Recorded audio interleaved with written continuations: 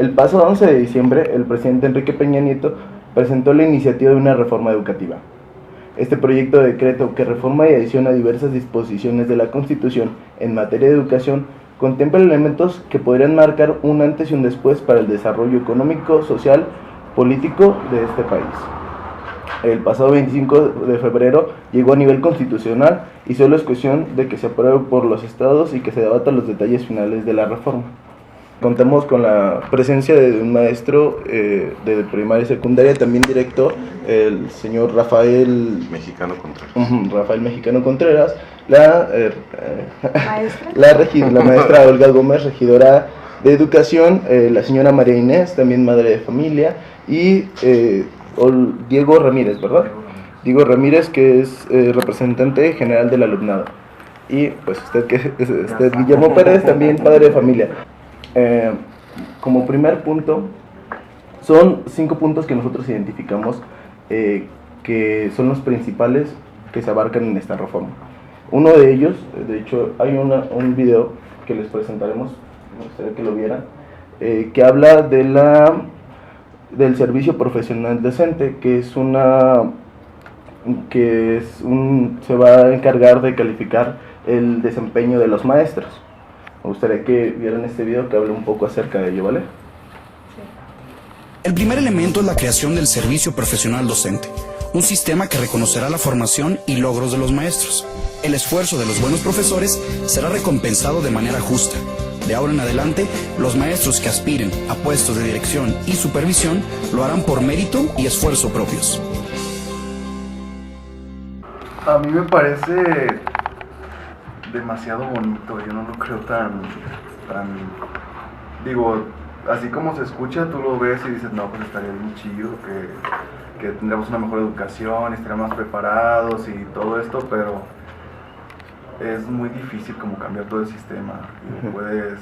Puedes decir que hay un pacto por México y que cambias que haces una reforma educativa, pero yo lo veo demasiado complicado, digo, mientras no, necesitarías depurar y quitar toda la gente que ya está y cambiar un sistema de una forma tan radical, digo, a mí se me hace demasiado imposible, digo, es como verlo de una manera muy bonito, digo, otra vez. En este caso, ¿crees que ya que está a nivel constitucional y se va a implantar, se va a cumplir los requerimientos, o sea, se llevará a cabo o cuál es la perspectiva que tú crees que lleva yo no profesional creo que se implante como debería de ser. Yo lo dudo. Habrá que precisar varios detalles. La iniciativa de la reforma de ley tiene, bueno, un objetivo básico envidiable, no encomiable, es que todos los niños del país, todos los jóvenes, adolescentes tengan una educación de calidad. Sí, pero aquí viene el gran problema. ¿Cuáles son los factores que integran esa calidad? A nivel primaria y secundaria tendremos que estar hablando desde cobertura, capacitación, actualización, infraestructura, algo que se refiere al número de alumnos que debe tener cada docente. Cuando tú nos preguntas, ¿es bueno que llegue personas preparadas? Sí, pero no, el gran debate nacional ahorita, las grandes protestas, las grandes marchas de maestros en varios estados, no está tanto por el ingreso, aunque bueno, tiene sus partes que tienen que analizarse, pero está más bien por lo otro, la permanencia. Ese es el gran problema a debatir. Sí es cierto, pero ¿cómo voy a saber quién es buen maestro? Y también eso se aplica a quien ingrese. ¿Cómo voy a saber qué conocimientos debe tener? Actualmente la Secretaría abrió un panorama en el que pueden ingresar egresados de universidades, y no decimos que eso sea malo. Mediante un examen demuestran, ingresan. Sí, pero es muy diferente tener la teoría a enfrentarse a un grupo de niños. Sí. Ahora, si nos enfrentamos a un grupo de niños, no es lo mismo que veamos en Torrecillas, un grupo de Torrecillas con un grupo de la Valentín Gómez Farías aquí junto a la vía. Entonces, no es lo mismo acá para San Martín de Sula, más para allá, Rosa, Santa Clara, grupos de alumnos de 15 alumnos, y ese maestro va a competir con grupos de 45, 50. Ahora vamos los turnos, hay mucho que hay que debatir. Por decir, en el aspecto ustedes como padres de familia, ¿creen que se cumpla o anteriormente el panorama educativo en Ocotlán era bien evaluado? O en este caso, como les decía, las pautas, ¿ustedes creen que sea un factor indispensable o no servirá de nada? Pues para mí se tiene que crear un compromiso tanto de los alumnos, los papás y los maestros. Entonces yo creo que ahorita, sin ofender, el maestro no se está comprometiendo a realizar realmente su trabajo como es, no generalizo, pero hay maestros que realmente no se están comprometiendo. O sea, por ejemplo, antes, no nos vayamos tan lejos, cuando tuve a mi hijo en la primaria, los maestros tenían un promedio de 54 alumnos y nunca se quejaban, decían, es que yo no puedo con 54 niños. Sacaban a los niños adelante, los niños a las 2 semanas ya sabían leer, sabían sumar, sabían multiplicar, les exigían más y los papás aceptábamos que les exigieran más a los alumnos. Entonces ahí había un compromiso de las tres partes y ahora ya no. Ya el maestro, si tiene 25 alumnos, dice, es que tengo muchos alumnos, no puedo yo con tantos niños. Y el niño, como el maestro no le exige, no se compromete. Y acaba el papá, como ni el maestro ni el alumno, pues el papá también. Y entonces yo creo que tendríamos que crear un compromiso. Y yo pienso que si se le llegara a lograr así como dice el joven, sería pues algo muy bonito, porque la verdad, yo considero que los alumnos, por ejemplo, de la generación todavía de mi hijo a esta etapa, son alumnos que llevan unos buenos cimientos. Entonces yo creo que se tendría que rescatar ese tipo de maestros que tengan ese compromiso y que quieran trabajar realmente. A mí me gustaría retomar algo con respecto pues, a que también el maestro comentaba. A raíz de esta reforma, son 19 estados los que ya la aprobaron a nivel de la República. El Instituto pues, Nacional de Evaluación en Educación, que de alguna manera son personas muy preparadas, eruditas en lo que se sabe, pero también cuando se presentan quiénes son y quiénes van a ser parte de este instituto y quiénes van a conformar, inclusive cuando se elige quién será el director y el presidente del mismo consejo y del mismo instituto, quién será el presidente, son situaciones también que se ven políticamente, de acuerdos políticos, y que muchas de las veces esto puede coartar la verdadera intención y la buena intención que se tiene. Yo digo, las reformas, o sea, nada es malo, todo es bueno, por supuesto. Lo malo es cuando ya interfieren precisamente los intereses políticos. Cuando precisamente se viene esta reforma, los maestros en ese sentido tienen razón, o sea, están peleando por su permanencia. O sea, dime qué vamos a hacer después con tantos maestros desempleados, que también pueden interferir en este tipo de evaluaciones cuestiones políticas. O sea, es cierto, es demasiado hermoso como para creértela. Tiene que evaluarse de acuerdo al contexto, porque es cierto, no podemos evaluar, en este caso, igual a un alumno o a un maestro que tiene en la Lázaro Cárdenas, a un maestro que da en la Valentín, ¿verdad? Definitivamente no.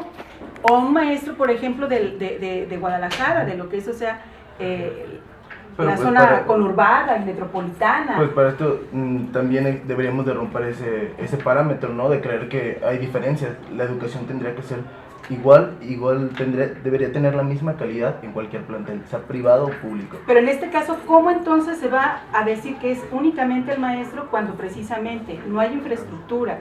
La previsión del Instituto Nacional del que hablábamos, existe un Instituto Nacional para la Evaluación de la Educación, pero en esta reforma se busca que ese instituto que se evalúa se separe y se vuelva un órgano independiente. En este caso, como de hecho es parte de la reforma. Bueno, ¿son las famosas pruebas de enlace? No. Eso es una parte, manera de la evaluación. Es una parte. Exacto, miren, veamos. Eso es. Sí, o sea, el tema aquí es un poco en la estructura que existe y que no existe. El segundo es el Instituto Nacional para la Evaluación de la Educación, que a partir de esta reforma estará elevado a rango constitucional y dotado de autonomía y capacidad técnica. La autonomía del INE garantizará que la evaluación al sistema educativo nacional cuente con estándares eficaces de mejora en la calidad y la equidad de la educación. Estamos viviendo los maestros dos reformas. Hay una reforma que es la reforma integral de educación básica, donde se tiene que integrar preescolar, primaria y secundaria en un solo ciclo. Esto implica cambios tanto en la estructura como en la metodología. ¿Por qué? Tenemos un trabajo constructivista, pero ahora nos están pidiendo que trabajemos con inteligencias múltiples, con inteligencia emocional, que trabajemos con estudio de caso, con método de proyectos. Sí, pero aquí hay un problema y grave. Nunca se nos capacitó para eso. Entonces, ¿qué está pasando? De pronto el maestro, él fue preparado, fuimos formados en otra metodología. Cuando llegamos nos hacen, al inicio de cada ciclo nos estamos una semana en cursos, pero no es suficiente. Y sí los vemos muy superficialmente, de tal forma que el maestro se enfrenta a una realidad que no conoce. Pero lo peor, este instituto nos va a calificar sobre eso. Entonces, ¿cuáles son las expectativas? Entonces, dentro pues de esta situación, qué bueno que se va a evaluar, pero ¿por qué no empezar por evaluar infraestructura? A mí me parece, por ejemplo, un despilfarro de dinero el que me diga la Secretaría que no conoce cuántas escuelas, cuántos maestros, cuántos alumnos tiene. Es falso. A nosotros, casi mes por mes, bimestre por bimestre, nos hacen que les entreguemos cantidad de alumnos, cantidad de maestros. Mes por mes tenemos que entregar reportes, cuántos nos llegaron tarde, cuántos faltaron, cuántos están de licencia. Ellos tienen todo. ¿Por qué crear y despilfarrar toda una gama de recursos a nivel nacional para algo que ellos tenían la obligación de tenerlo y lo tienen? Es cuestión que se sienten, se organicen y lo hagan. Entonces, ¿por qué no empezar evaluando? No al docente. Infraestructura, puestos medios, puestos definitivos, secretarías de educación, o sea, gente que de veras esté inmersa en educación. En el caso del alumno, ¿qué crees? ¿Conveniente o inconveniente la evaluación? ¿Y qué afectaría o crees que es bueno? ¿Ayuda al alumno que se evalúe y en dado caso que no apruebe un profesor, se le destituye de su cargo? ¿Qué opinas referente a esto? Se me hace una manera demasiado drástica, tanto así como destituirlo de su cargo y sin darle otra oportunidad. Digo, creo que debería haber una capacitación y, como decían, de hecho, sí debería haber señalarte dónde estás mal para mejorar, pues, y que te hicieran, que existiera un organismo de capacitación que te dijera, estás mal en esto, vamos haciendo esto, te vamos a dar cursos, te vamos a dar y mejorar. Digo, si ya han dado caso ya no se puede, y si pues por más, digo, pues no es lo suyo, digo, a lo mejor no es su vocación y no nació para eso, pues entonces en ese caso pues que se ponga a hacer otra cosa, digo. Y por ejemplo, aquí tenemos lo de las encuestas de evaluación de docente, y la mayoría evaluamos como, ay, pues esa maestra me cae mal, le voy a poner baja calificación en todo, y no estamos evaluando realmente qué tan bueno es el maestro, digo, qué tanto nos enseña, qué tanto sabe. O la mayoría de las veces solo hacemos porque, como nos piden como requisito para poder ver las calificaciones, pues a todas les pongo 10, o a todas les pongo 9, o a estas las repruebo todas y ni siquiera leemos las preguntas. Okay. De la parte familiar, ¿cómo los alumnos, por decir ustedes, cómo ven a sus hijos? ¿Están gratos con el maestro? ¿Se sienten cómodos? Ustedes como padres de familia, ¿qué reacción tienen, no? O sea, porque debe de haber una repercusión a la hora de... Bueno, mira, yo también soy padre de una estudiante de aquí, una estudiante, mujer. Yo pienso que normalmente todo viene y se desprende también desde la educación familiar que tú tengas y que le inculques al hijo. Porque si el hijo desde un principio, desde que es un niñito, lo enseñas a no ser obediente, a ser desatento en sus tareas, todo eso, cuando llega a la edad de los 17, 18 años, que ya va a una escuela media superior, sigue con ese concepto de ser irresponsable.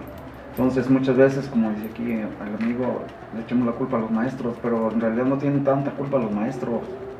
Los propios padres de familia somos los que tenemos parte de culpa en no orientar bien a nuestros hijos, no exigirles, no pedirles, o sea, no inculcarles algo especial, o sea, lo que más o menos, o sea, debes de presentarte tú como estudiante, ¿no? ¿A qué vas a estudiar? Porque habemos dos tipos de estudiantes, los estudiantes, los que sí aprovechamos, los que sí nos hacemos responsables, y los pseudo estudiantes, que no te cumplen, que no vienen esto, que les encanta andar de vaguitos, hacer todo esto, y son los que muchas veces esos jóvenes, los que están ocupando lugares que no deberían de estar, porque hay mucha gente en las rancherías, vamos, en las escuelas rurales, salen y aquí muchas veces no alcanzan ni siquiera un lugar, y hay jóvenes, desgraciadamente, que la irresponsabilidad los hace caer, pero no se hacen el ánimo a decir, ¿sabes qué? Yo me quito, este lugar no me toca, nadie es leal con uno mismo. Ese es para mí un factor importante, que desde casa debemos de empezar a alinear a los muchachos, inculcarles la educación. Pero también entonces debemos de dotar a las escuelas de que estén en equidad, en igualdad de circunstancias. O sea, yo insisto, o sea, no podemos medir con la misma vara a todos los maestros, o sea, insisto, pues si tú te vas, por ejemplo, efectivamente, o sea, lo que es una escuela, en Torrecillas no tenemos escuela para empezar, no hay, o sea, ni siquiera hay, los chiquillos van o bien a Cuitzeo, que es otro municipio, o bien cruzan la carretera para poder ir a la del Nuevo Fuerte, o hasta incluso a las de la Lázaro Cárdenas. Adéntrate un poco, o sea, en esas colonias y verás entonces, ¿sí?, la situación que prevalece. En Ocotlán son 128 escuelas entre primarias, secundarias y lo que es secundaria, preescolar, primaria y secundaria, ¿sí? Y ese es el contexto que hay en este municipio. A continuar con el tercer video, que habla, en este punto se habla de la expedición, expedición de normas que permitan favorecer la autonomía de gestión de las escuelas. En este punto también se habla de dotar a las mismas escuelas de autogestionarse. Los recursos se les determinarán y ellos serán capaces ahora de determinar en qué invierten o qué es necesario que la escuela, qué es lo que la escuela necesita realmente, ¿no? El tercero es el fomento a la autonomía de gestión de las escuelas, que garantizará un mejor uso de los recursos públicos en beneficio de los planteles. Reconociendo a la comunidad escolar como la que mejor conoce sus necesidades y puede decidir de manera más eficiente dónde y cómo desea invertir. El hecho de que ahora hacemos esto, los directores gestionamos y andamos moviéndonos para allá y para acá para lograr lo que haya en la escuela. Legalmente, constitucionalmente, era obligación del gobierno hacerlo sin necesidad de que nosotros anduviéramos, porque al principio de año nos marcan nos piden, y ahora pues hasta lo subimos por internet, un diagnóstico de las escuelas. Tenemos tantos alumnos, nos faltan tantas butacas, nos faltan pizarrones, nos faltan computadores, y la llenamos así, y ahí queda. O sea, ellos conocen perfectamente cuáles son lo que falta, pero ahora no, bien listos no lo invierten. Así ahora, pues que sea el Consejo de Participación Social, porque si el director va a pedir algo y no lleva la firma del Consejo de Participación Social, no le hacen caso, ni en DERCE inclusive, ni en la Secretaría. Ocupa que vaya el presidente padre de familia, que vaya el presidente del Consejo de Participación Social, que vaya el director, y hasta entonces entran las peticiones y a veces lo resuelven. Entonces aquí yo creo que es una forma muy sutil o a lo mejor hasta descarada, no sé, de invertir y del gobierno deslindarse de una responsabilidad que no tendría por qué hacerla la escuela. Hay una situación está planteado, por ejemplo, dentro de la misma propuesta de reforma, la desaparición de los centros de atención y servicio, las cooperativas. Sí, ¿y entonces qué hacemos? Yo tuve una reunión en días pasados con los padres de familia y decían que desaparezcan las cuotas. De acuerdo, ustedes lo deciden, pero ¿qué hacemos? ¿Con qué se va a sostener la escuela? Igual, los maestros no van a poner su sueldo para mantener la escuela. Los padres de familia no quieren dar cuotas, de acuerdo. No nos llega ningún otro recurso por ningún otro medio. ¿Qué va a pasar con las escuelas?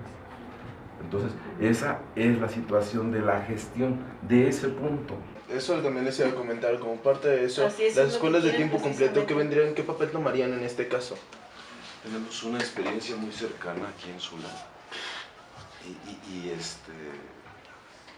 no sé, da coraje. La base de datos de virus ha sido ¿Qué pasó actualizada. ahí? Fue propuesta como escuela de tiempo completo. Bueno, sí, pues qué bueno, ¿no? Pero bueno, ¿qué va a pasar con los maestros? ¿Cómo se va a contratar el otro tiempo? ¿Quién lo va a cubrir? Aparte tiene que haber un responsable de la dirección, ¿cómo se va a cubrir? Entonces se les pedía a los docentes que tenían doble plaza, que dejaran una y que nada más recibieran una compensación por la otra parte para estar cubriendo. Ah, caray, pues de entrada dijeron no, pues no, así no. Te digo, no tienen la infraestructura para escuelas de tiempo completo. Es cierto, se dice que el tiempo que se recorrería después ya de horario sería para talleres, pero también no tienen, el mobiliario que deben de tener las escuelas para un taller. Me gustaría poner los dos últimos puntos para que hagamos una reflexión y concluyamos este debate, porque creo que ya hemos abarcado varios puntos y para concluir todo el entorno me gustaría poner los dos puntos que continúan, que la misma reforma plantea la creación de un sistema de información y gestión educativa que tiene como propósito realizar un censo de escuelas, profesores y alumnos con el fin de corroborar datos. Que al parecer el maestro nos había dicho que trimestralmente lo hacían. Claro que y lo hay. se decía de otro punto que es impulsar el suministro de alimentos nutritivos y prohibir en las escuelas los alimentos que no favorezcan la salud de los educandos, llamados chatarra. En este caso, que se promueva el alimento correcto y que se cuantifique los alumnos, maestros y escuelas.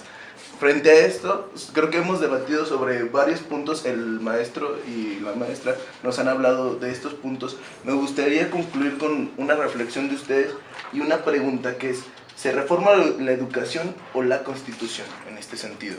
¿Estamos buscando una reforma educativa o solamente estamos reformando la Constitución con fines de proveer un sentido de que se está haciendo, ¿no? Que se está actuando en el gobierno? Yo creo que aquí más que nada, una reforma educativa tiene que ser entonces en la educación y también en la cuestión legislativa, obviamente, sí, en la cuestión de las leyes.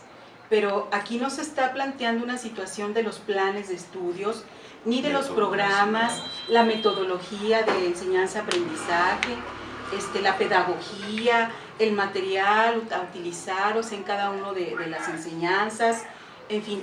No se está tocando eso. Entonces, ¿cómo hablas de una reforma educativa? Entonces que le nombren una reforma, ¿sí?, administrativa.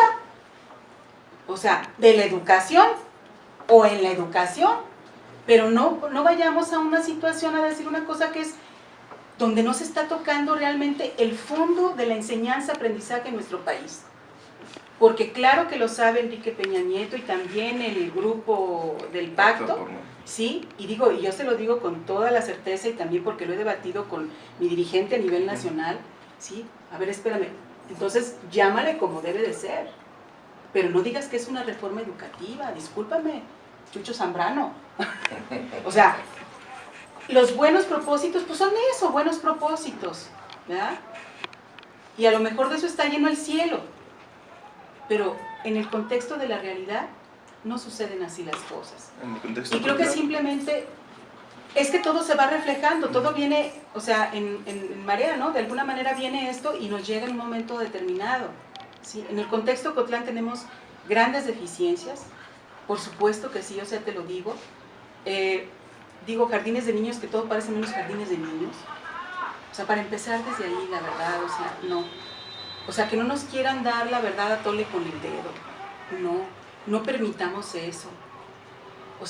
Mamá trabajadora paga un impuesto, el papá trabajador, pagas tu predial, pagas tu agua, pagas, tus servicios. Ahora vas a pagar también la luz y el agua de la escuela, cuando esta está subsidiada. ¿Cuántas veces se utilizan los sanitarios, que es lo primero que revienta en una escuela, ¿no? ¿Por qué? Porque es donde mides también precisamente la situación de llevar una administración en una escuela. Más que el hecho de ser un maestro que des instrucción, debes formar para la vida también, conjuntamente con los padres. ¿Qué les digo yo a mis alumnos? Muchachos, de todo se aprende. Hasta de los malos, ¿sí? o de lo malo que puedas aprender, ¿qué es lo que aprendes? ¿Qué no debes de hacer? Si tú ves que un maestro está actuando mal, no lo aprendas, nada más que se te grabe que eso no lo debes de hacer. Yo, en resumidas cuentas, y ya para hacer una evaluación en general por mi participación, yo quisiera opinar lo siguiente. Primeramente, yo veo, como dijo aquí el amigo, que esto es muy mal a los maestros. ¿Cómo lo va a hacer si nunca han pasado por esas situaciones? Ahora te voy a decir una cosa, desgraciadamente, el burocratismo está sobre nosotros, porque primeramente se tiene que hacer un proyecto comercial para las necesidades de la escuela. ¿Cuál es el proyecto comercial? El que, ¿sabes qué? Necesito vigas, necesito esto, necesito tazas de baño, etcétera, etcétera. De ahí se va al proyecto ejecutivo. ¿Cuál es el proyecto ejecutivo? El que se tiene que sentar en una mesa y que lo aprueben, ¿sí? Después de eso, ¿sabes qué es lo que pasa? Se va a llevar a concurso, a ver si Sale electo. sale. Entonces yo pienso que primeramente el gobierno, por cuestión de la educación, debe de, en vez de tener tantos aviadores por donde quiera, los pusiera a trabajar y ver realmente las escuelas, según los municipios o estados, y dar un dictamen veraz y de las necesidades que se ocupan. Entonces, si el gobierno exige esa evaluación para los maestros, primero debe exigirse a sí mismo de otorgar las necesidades a las diferentes escuelas, desde la escuela La más preescolar, lejana, sí, la más lejana. la más lejana, ¿sí? Porque en las rancherías y en todo esto hay infinidad de niños que todavía reciben clases abajo de un árbol, como en aquellos años, y ahora ya no. Si están hablando de tecnología, de modernización, primeramente otorga, y que mande gente, ¿sí?, para que realmente verifique que están ciencia en la realidad. Porque yo, como dice el maestro, le quitan el poder al director. No, espérame, es que tú como director, si le haces su trámite, es a lo que comentaba en un principio, tiene que ser su proyecto primero, ¿sí?, comercial, después su proyecto ejecutivo para que salga aprobado, y si sale aprobado, maestro, felicidades, ahí le van sus 2000 ladrillos, y que en cuanto llegan sabes que nomás te quedaron 200. ¿Por qué necesitaba hacer esto? Eso es la realidad. O sea, como dice muy certeramente la maestra, es una hoja de, pues, ¿qué puedo decirnos de todo lo que pueda suceder en una evaluación? La responsabilidad de los maestros, sí, pero no te dicen sí, no te dicen no, y está en veremos. Entonces, eso es, para mí en lo particular es eso. Primero, el gobierno debe de cumplir, de dotar las necesidades a todas las escuelas, para poder exigir. Si no dota, no da, entonces ¿cómo va a exigir? Y era el comentario que hizo la maestra, me he acertado, espérame, yo no soy el de educación, es que, espérame, señor presidente, pero usted tiene aquí el poder de hacerlo. Entonces, si vamos a luchar por una mejor educación, pues también ellos son parte de, porque son parte de un gobierno. Dice la maestra, si yo no tengo voz y votos, ¿para qué me tienen aquí? ¿O para qué pierdo yo mi tiempo? ¿Pudieran aplicar a un grupo de alumnos? Esa es la verdad. Para mí, en mi concepto muy particular, con el debido respeto, eso es lo que necesita el gobierno. Primero, para exigir. Yo creo que el problema que estoy viendo ahorita radica desde arriba, como dice que ni siquiera es la regidora de educación que no le dejen tomar las decisiones. Ahí yo creo que la autonomía tendría que aplicarse más bien aquí, en darle la autonomía a usted para, digo, usted que tiene el conocimiento y que usted sabe cómo puede ayudar a la educación. Sobre lo de la pregunta de si es reforma a la Constitución o reforma a la educación, no, de hecho, más que reforma a la educación, yo lo veo como si fuera una lista de deseos nada más. Lo veo como, a lo mejor si lo vieran como una lista de objetivos hacia dónde queremos llegar y irlos planteando, como decía hace rato, etapa por etapa, digo, estaría muy bien, digo, sería un plan demasiado ambicioso. Sería muy plan ambicioso, maestro, pero, ¿no? más aceptable, ¿no? pero sí, se podría llegar yendo paso por paso, pues, yo creo que sí. Pero eso sí, de la autonomía, creo que sí, desde arriba, porque me imagino que todo es así.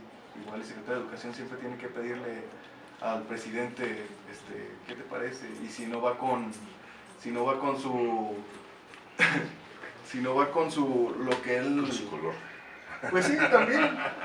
Con su Sí, es que es conveniencia. eso. Si no es nada, si no tiene que ver nada con su conveniencia, pues entonces, ¿para qué? Digo, y lo malo es que se hace así, no se hace por beneficiar a la educación. Yo creo que esta reforma la hicieron nada más como para decir, estamos haciendo algo en educación, estamos haciendo, y lo hicieron El fondo. demasiado... No, pero el fondo es otro. Están creando desconcierto para todo el Y mundo, tanto conflicto. como Y conflicto. para el maestro, como para el padre, Es que- como para el alumno, porque en realidad ya se aprobó, Ya está. pero no está definida. Se espera, hay una ley secundaria ya en discusión, en la que sí se establecen varias situaciones particulares, pero está igual de lesivo. O sea, esa discusión de la ley secundaria es lo que ha generado los conflictos magisteriales en todo el país. Se focalizan los más importantes, pero se están dando en todo el país y seguramente irán creciendo en el sentido de si hay cerrazón y no hay un diálogo. O sea, una reforma educativa sin la opinión de los maestros, pues es inconcebible. Entonces, sí, ¿qué van a generar? Pues que el maestro esté resentido y bueno, pues hacen como que me pagan algo como que trabajo y eso genera lo que usted está diciendo, falta de compromiso. Mientras, sí. Sí, y yo creo que ahí, o sea, el trasfondo también político puede ser el deseo precisamente de implementar y estar, o sea, dando pie a una teoría de caos. Divide y vencerás. O sea, la verdad, o sea, yo veo así un trasfondo, la verdad, muy perverso, perdón por la expresión, pero es perverso y es pervertido, entonces.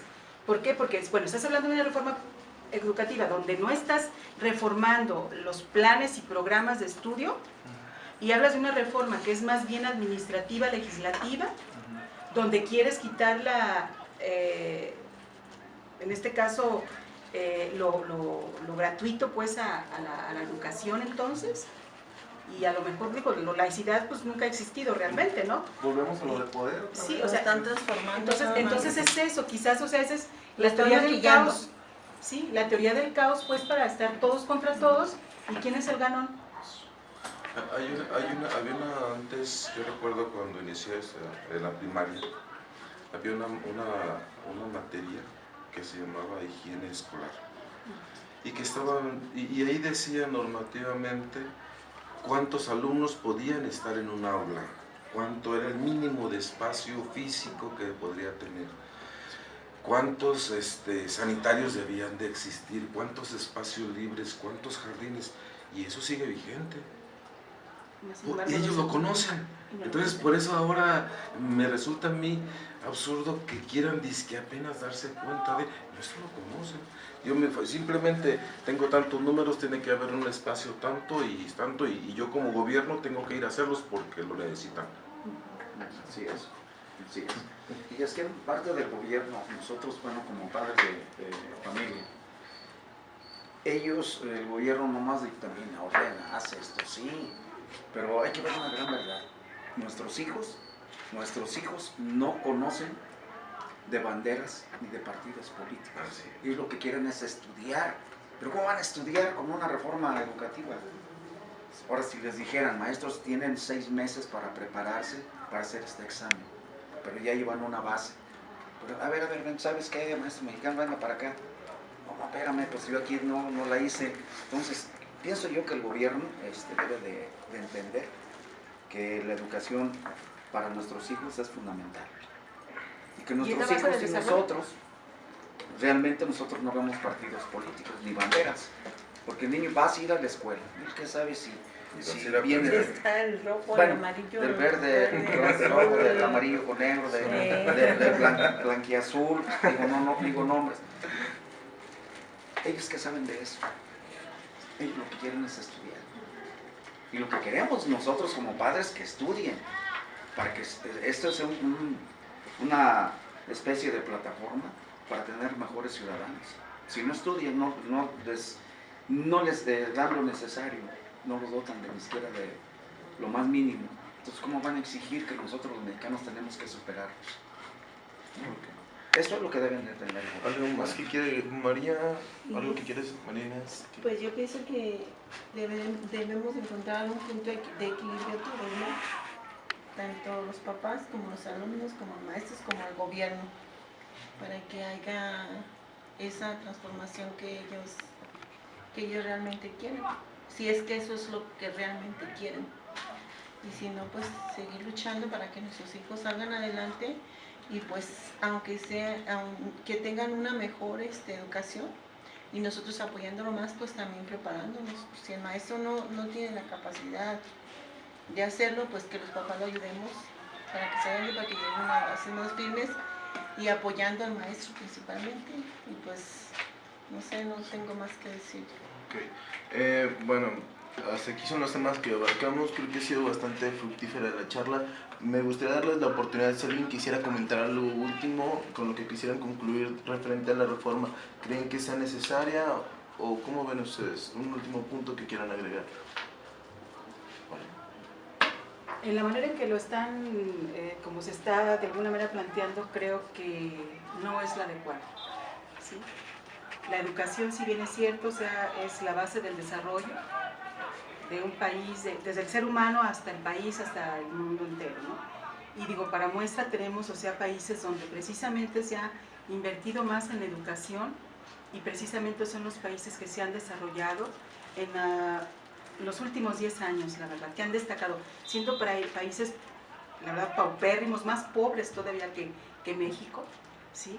La verdad, han sobresalido. Entonces creo que esa es la situación que tenemos que entender y que debemos considerar.